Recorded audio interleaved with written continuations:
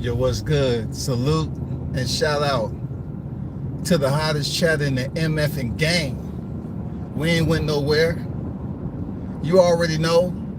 WCS is back with another one. It's Friday, y'all. Salute to everyone and all of you that's out here in the workforce, man, on a Friday that has employment, making a living. Because it's a lot that's going on in the economy at this point in time, and people that's just not, they're struggling to make ends meet. So salute to you all that's out there in the workforce that's making it happen, man.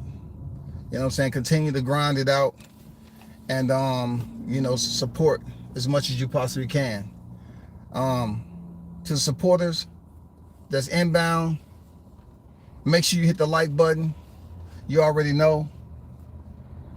I want to talk about something that's been amazing. You heard me on here speaking about how the black fighters have returned with the jab. My point wasn't to say that it's been absent or tardy or any of that, or it just wasn't being taught, or fighters couldn't grasp the concept of the technique.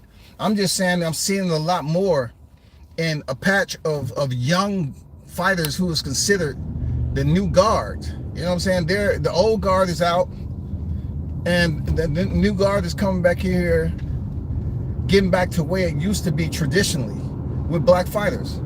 I love it, man, because look, if you was around, it's always gonna be haters, but if you was around, you know I'm not lying when they said that fighters have abandoned the jab. They was just going to hooks, power shots, not setting up any type of punches with the jab, working behind the jab. It wasn't like the trainers wasn't there to teach it. It's just somehow evaporated. Somehow, it wasn't being enforced or remediated enough internal to the gym. What's next is these black fighters are waking up. I don't know what type of caffeine they on, bro. I don't know. But let me explain something to you. What I mean by waking up. Now we have an understanding that the sanctioning bodies have been doing something like this for quite some time. Like, let me fix this right quick.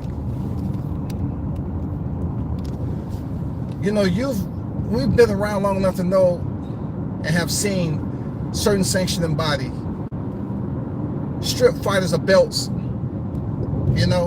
and you wonder to yourself, why did you allow them to fight for a belt that you was only going to strip them for in a short window of them actually holding on to the belt? Now you have fighters who are willing to come off the strap, who is willing to speak up. We've seen this with Errol Spence and Terrence Crawford. You remember about the 3%. Errol Spence was turned on to a little bit more information that he might have had currently in his archive, his boxing archives, right? He was made clear. It was made clear to him that a certain money that he should be receiving that he wasn't.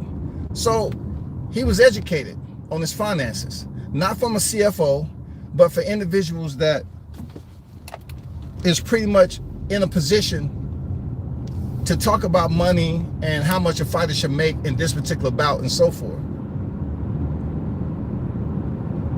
We never really heard anything about the 3%.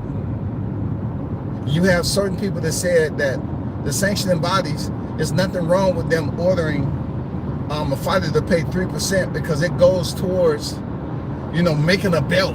You know what I'm saying? It goes toward, boxing and all this stuff. They try to come up with such an open-ended type answer, which basically provided no validation as to why they're charging what they're charging. So we seen what happened with Crawford. All right. We seen what happened with Crawford with the IBF title. We seen what happened. We can go even further back. We seen what happened with Triple G. The IBF say, hey, it's mandatory. getting to a point of the WBC considered freaking sanctioning boxing. Now the exposure is that now the numbers is coming out and people are asking questions. I love it, man, because now fighters are not just saying, I want this belt, I want this belt, I want this belt. Now I'm going to hurt a lot of people's feelings as to how certain teams do business. But Gervonta Davis, he already knew about this shit. Gervonta never held on to a lot of titles. Why? Because he wanted to go into a fight and keep his money. He didn't care about what they were saying about titles. Shakur Stevenson is now finding that out. We're not talking about because he got stripped for missing weight. We're talking about him understanding the process on how certain boxers are provided the latitude and longitude to be able to make decisions and keep belts and do this, that, and the other. And certain fighters are not. I wouldn't call it a black-white thing, you know what I'm saying? Because at one point in time, the WBC was up there holding on to Jamal Charlo like he was a stepson. We're gonna do everything possible. We know he haven't defended the belt in 5 years. But once we get him together, free at last. Thank God the WB, I mean, you know what I'm saying? It was almost like, why were they allowing him so much rope? But yet, fighters are now waking up and saying, is it worth my time to go to the ring and pay this large sum, this monetary fee that I have to pay that's not gonna contribute to my family and my generational wealth? Should I? I mean, does it mean that much to me? If the WBC wants to play dirty, you know, they have every right. They have all the resources to do so. But I like how fighters are now waking up and understanding how to be in control of their finances. And one of their finances is understanding that once you become champion, it cannot be taken away from you. If everything works out, we're not talking about drug testing and all this stuff come back. We're talking once you win a title and you strip, you still have that on your record. It's in the boxing annals. It's recorded that you were champion. Now the good part about it is that fighters are now recognizing about the sanctioning fees. In order for you to parade around and basically showcase those titles that you won, you're gonna have to pay to do that. Imagine you're paying to showcase titles that you work hard for, and you went in the ring and earn those titles. Now you have to say to yourself, do I want to pay hundreds of thousands of dollars after I fought my ass off and trained my ass off? Do I want to pay all this money that's not going into any type of investments, any type of portfolio, to build my portfolio for generational wealth for my family, relatives, friends, whatever? And fighters would be like, nope, I'd rather have the title, being that you won the fight. I have the title, and you can keep your belt. Shakur Stevenson being stripped of the belt, that's him being educated. That's a good thing. Shakur is now being educated, because one thing I respect about him, I say all the time, he takes care of more than his freaking family, his immediate family. Shakur take care of a lot of people. He's always done that. But understanding the business of boxing sometimes comes with a slap in the face, yo. Sometimes it comes with a slap in the face, whether it's your backhand or your front hand. And to see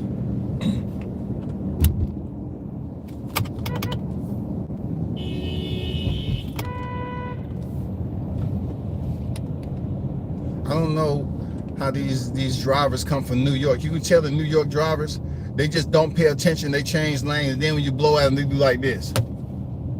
You know, they don't know how to drive. They in ATL traffic, and they just think Oh, let me just switch lanes and people are just gonna accommodate. They just gonna conform to me changing lanes. No. But anyway, back to it. We've seen fighters right now with Crawford, Shakur, and some other fighters who are finding out that the sanctioning bodies, in no way, shape, or form, considered an ally. The sanctioned bodies is one of those outfits that's out here to benefit themselves. Come on, just think about it. If you went in there and went to fight camp to go in there and fight, no matter what the rounds was, to win a title, and you won that title, does the WBC provide you with a check? Or do you have to pay to fight for a belt? Do you have to come out your purse to fight for a belt so you can not only go in there and try to bust your ass and have the correct game plan and strategy to win this belt, but you have to pay a fee to fight, to go there and be a part of that sanctioned body to wear that belt? Who's really winning? Man, Mauricio don't give a damn about y'all cats going out here going to fight camp. He said, me nor my father was a fighter, so therefore we do not care anything except getting our money. But why the fees are so freaking high? Yeah, you put 3%, and you quantify that against the purse of whoever is fighting. The money is always going to change because that's what percentage does. It's not a flat fee. It's a percentage of your purse. And you know, Shakur being a 4th division champion and the WBC stripping him of his title, why? Why are you stripping these fighters of the title just to bring in another fighter to fight for the title, just in rotation? You know what I'm saying? It's just always in rotation with these sanctioning bodies because they don't care. But it's education for the fighters who's getting stripped. They get educated on some shit. They find out that, yeah, they worked their ass off to get that title, but these sanctioning bodies don't give a damn about you, shawty. You know? They don't give a damn about you. They don't care. I've held a couple of WBC belts. That's some nice belts. That's some nice belts. But on the flip side of the fighters who splitting the ropes to go in there and compete for that, and also they're prize fighters, they're considered prize fighters who are competing for a certain check, a ticket. They're going there competing as prize fighters, knowing that they have to pay a certain percentage out their check for that belt, only to have that belt for a certain period of time to get stripped. It's no loyalty there.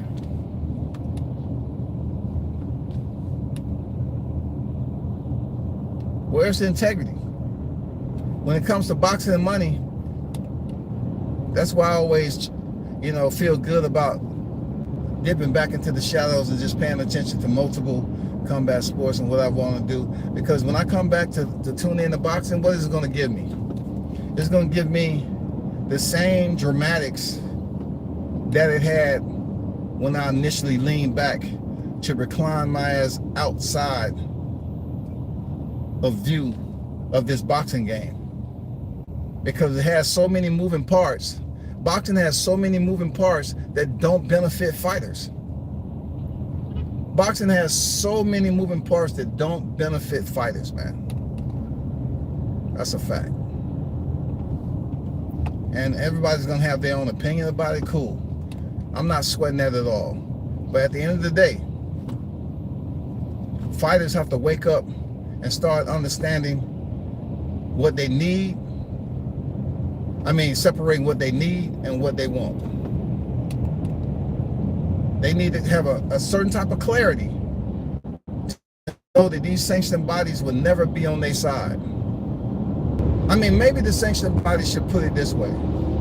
If you fight for a title, this is what you have in store. I'm pretty sure the teams go over this, the management and everything. If you fight for this title, you know so-and-so's coming up. So you have this amount of time to do it. What you plan on doing? Take care of it ahead of time. Right? But is there any way the sanctioning bodies can reduce the sanctioning fee for these belts? Like, not every fighter is making that Canelo pay where you can hold on to undisputed titles and too much don't worry about the deduction. But yet Crawford wins the undisputed in 2023. The IBF strips him before he had the belt for a good 5 months. Then he wins against Canelo. And breaking news plastered all across the screen is that certain people are trying to say that Crawford wasn't really undisputed because he didn't pay the sanction fees, or Crawford's not following to traditions on what's required of him once he takes over that position. You know, why fight for the titles if you don't want to pay the toll to cross the bridge? No, I think Crawford did. I'm telling you, Crawford, I like what he did. He said, F you. I'm not paying that much money for no sanction fee. Here, take your belt. I love it. I love it. Fighters are standing in line. They're standing on their line. And they're not backing down when it comes to their money that they fought hard and trained for. I love it, bro. I love how you fighters are standing up for yourself and understanding the game a little bit better. Hopefully, it sustains itself. Y'all can continue to get educated and then pass that down to fighters that you may have that's under your charge. I love it. Don't get these sanctioning bodies. And just think about this. It was so many of these cats out here bitching and moaning about it being one belt. They were saying how it goes against the grain of how boxing emanated back then, what the tradition was. Boxing hasn't always been 4-belt era, 3-belt era, right? But now we have fighters that are very popular fighters, champions, that are being stripped of titles or coming off the titles. And they're waking up and saying, no, I don't want to pay that fee. Get out of my face.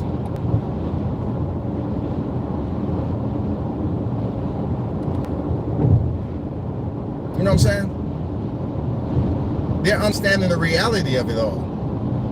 But yet we got fighters that's saying they don't want to see change. They feel that whatever boxing organization is trying to come in here and reduce the amount of belts to a single belt per division, as if it's not already working in other combat sports arenas. It's just lunacy, right? It's absurd that you still have people out here that's so stubborn not to identify that boxing has a lot of areas, a lot of gray areas that don't benefit the fighters at all. It doesn't benefit them at all, yo. And people up here crying about, you know, organizations trying to go up here and clean up the sport and basically minimize the amount of saturated belts that we have out here for the continental, the silver, the gold, the platinum. You know, I mean, come on, yo.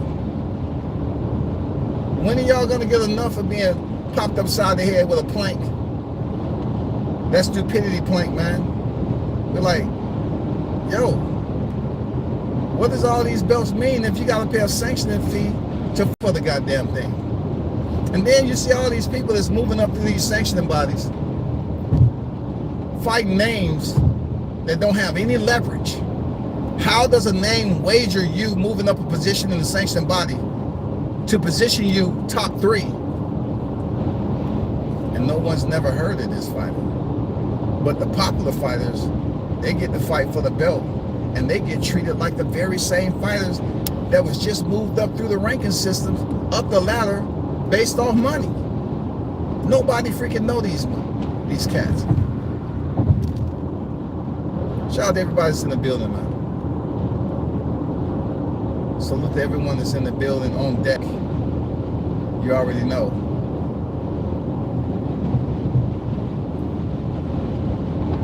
Hopefully y'all was able to get through this damn storm, you know, and have some fun.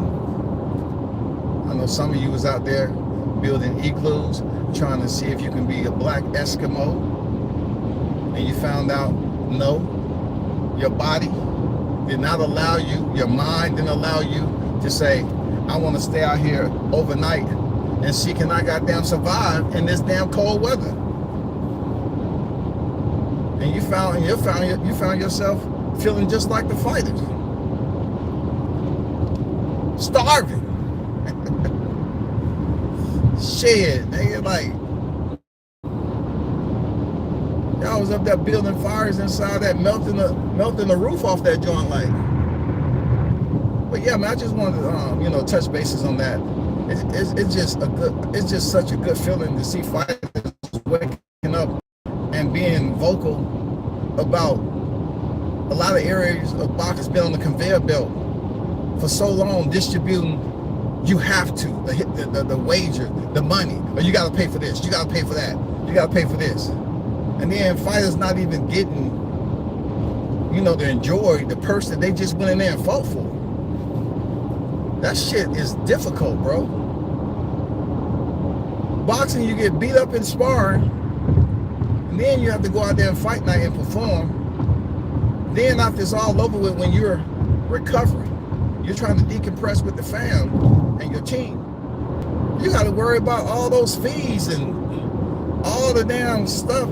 No, you want to go in there and maximize the entire benefit of your effort. That means going in there, fighting your ass off, winning, and then keeping the title. Period. Oh boy. But man, shout out to the hottest chat in the MF and game, man. Appreciate y'all for dropping in. I'll have to get to the comments when I get at the headquarters. But y'all continue to support as always. Y'all already know y'all are 1-on-1. Hottest chat in the MF and game. A-Side official. Till next time, I'm out.